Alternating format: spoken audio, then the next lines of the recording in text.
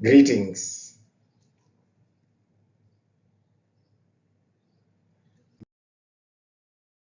My name is Gino Mapeteri, and I'm with Chartered Accountants Academy, heading our academic operations.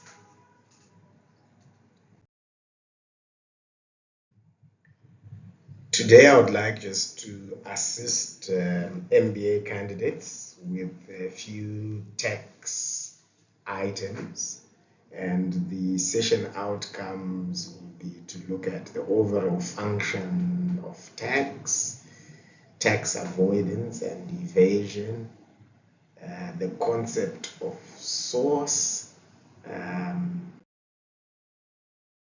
in tax. So let's start with the functions of tax. Some of the functions of tax are used by the state for as leverage to promote or to discourage certain economic behavior. So, for example, one form of tax is duties, where if you are importing things into the country, you can pay a percentage of the value of the goods that you have imported. Now, if we want to discourage importation, that we will increase that form of tax, the duty, and that then dissuades people from importing. So, for example, in Zimbabwe, the effective taxes, including VAT, surcharge, duty on certain types of cars, such as passenger motor vehicles, can be just under 100%. So you buy a car for 17,000 somewhere in Japan, you will then be able to effectively land it in Zimbabwe for more than 30,000 US dollars. So what that does is it discourages you from buying a car. Why would the government do that? The government does that either to protect certain industries or just to slow down our import bills so that our balance of payments in terms of our inflows as a country and the outflows are continually managed. So that's just one form of leverage activity. Or another one is what we call, or loosely is just referred to as sin tax, where you're paying tax for certain sins or things that are deemed to be sins, such as some duty being levied on products such as cigarettes to discourage smoking, which is deemed to be hazardous to health. The lowering or removing of those tariffs can be also done to encourage certain goods. So, for example, to go back to the car example, you find when you are importing a commercial vehicle, the duty is significantly different. It becomes 50 something, or effectively you pay 60 something percent. And you can also pay it in local currency, and in some cases there is an exchange rate benefit that comes out of paying it in local currency. So you are now actually using the lowering of tax to encourage certain imports for commercial vehicles, or you can have other forms of encouragement, such as deferment of the payment of VAT, which used to be there to say if you are importing capital goods, you can pay the duty 3 or 6 months later to pay the output VAT and claim the input VAT. Okay, so moving away from leverage, we go to redistribution of wealth. As a country, different people are earning differently, and therefore you will have development in certain sectors of the economy, or you will have wealth tied up. So a person can be a billionaire and they just have that money in their bank accounts or in some form of offshore investments, and that wealth is not being properly utilized, and that person maybe eventually dies after. We normally live for more than, very few, on average people live for about 50 years on average. Some can make it to 10 decades, which is 100, but rarely beyond that. And even then they die with all that wealth. why not redistribute it and make sure so that you don't have one big mansion in a 30 square kilometer radius and there's only one person who is rich? What if we had a whole community of people with access to electricity, water, and so on? So it is the state will then tax the rich person and then redistribute it, because when they take this tax, they use that money to build roads, to build sewer, and to put in water and electricity facilities. So taxes can be utilized to redistribute wealth. Taxes are the government's source of income, but then it is then used to fund the state expenditure, your hospitals, administrative process, ministries, and all the government expenditure. It funds social goods. So, for instance, there are so many social activities that can only be the responsibility of the government. For instance, if your dog is hit by a car, who's supposed to remove it from the road? Are you supposed to come up as a community with a team that is always patrolling the roads and making sure carcasses are removed from the road, things like that? So certain services that are supposed to be for the community are supposed to be funded by the state, and therefore those goods and services need funding, and taxes are that source. So I think those are the sources, functions of tax. Let us move on to the overall structure of the tax system in Zimbabwe.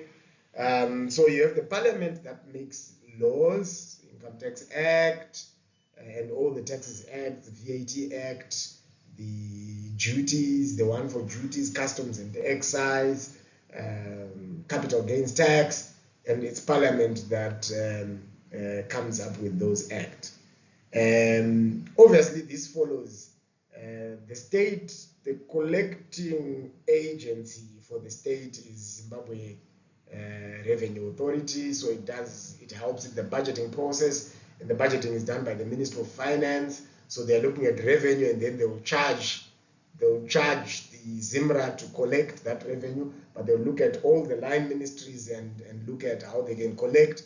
But all this information is then fed to some parliamentary committees that are in charge of such things, who can then help legislation to come up with the correct laws. This is obviously through some consultation process. Parliament goes to the people and we consult and find out what people want. The Minister of Finance, like I've said, is involved in this budgeting process, and it's the one that executes on what Parliament has agreed. They come up with economic policy, they run the fiscal policy, they run them. They work with the Reserve Bank of Zimbabwe to run the monetary policy. They look at the cash cycle and so on. ZIMRA, that's the agency used largely for the revenue side to make sure that the collections are happening. Right. Let us move to tax avoidance, tax planning, and tax evasion. Taxpayers usually want to minimize their tax liability, but they have to do this legally. And so all three, avoidance, planning, and evasion, minimize the liability of the taxpayer. But the difference is, okay, they have differences in terms of their legality, in terms of the ethics, and in terms of tax risk. So we'll discuss avoidance, planning, and evasion in terms of those three key characteristics or attributes. What is the tax risk associated with evasion, with planning, and with avoidance? What about the legality, and what about the morality? So, in terms of legality, evasion is illegal. Planning and avoidance are legal. In terms of tax risk, avoidance has tax risk because what will happen is, if you do avoidance and then there's anti-avoidance provisions invoked, it will cause a reversal of your initial submissions, and then your tax comes up higher. So there's always that risk. So avoidance has a risk. Planning doesn't have any risk. Evasion obviously is illegal, and And therefore, there's a lot of risk. One, you will pay the taxes with penalties and fines, and probably there can also be criminal charges. Ethics. Ethics for the accountants, we're looking at it from a framework of what should be good for you should be good for the other. So when you look at tax planning, it's okay because you are using statutes that were actually meant to give you a choice. So for example, you can deduct capital allowances via the special initial allowance, which gives you a faster rate, or you can use wear and tear, which is slower. The choosing of the two and planning between those two is something that has been anticipated by the state, and the state is happy. So what is good for the state and is also good for the taxpayer. Whereas avoidance is where you agree with someone, for example, and then you understate your income, or you get into a transaction deliberately at a lower price, so that you avoid paying taxes in the one jurisdiction, whilst maybe your counterparty is in another jurisdiction where the tax benefit is there to play around with the price. So you've not done anything illegal by coming up with a price that you want, a higher price or lower price. Although it is legal, but it has been done with the aim to reduce tax. That is not good for the state. So it is unethical. So planning is ethical. Avoidance is not ethical. Evasion is out of the story because it is illegal, and therefore it also follows that it is unethical.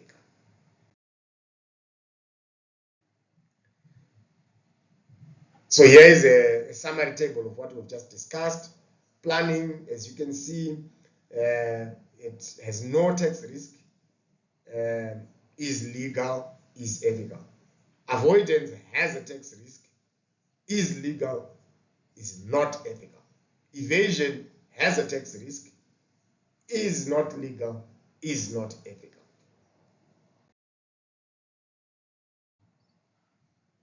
So that comes to the end of our quick summary.